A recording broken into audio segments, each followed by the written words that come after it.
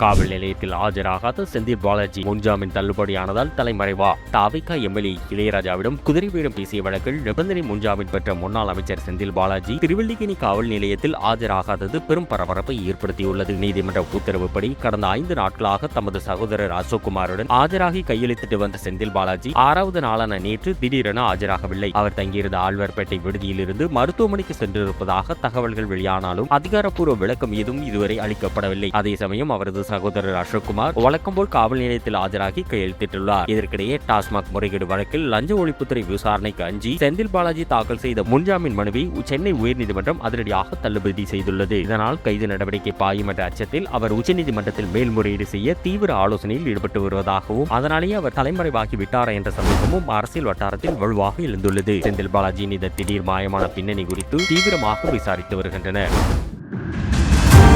இந்த செய்தி உள்ளிட்ட மேலும் விரிவான செய்திகளுக்கு www.beginmenews.org என்ற இணைய பக்கத்தை பார்வையிடவும்.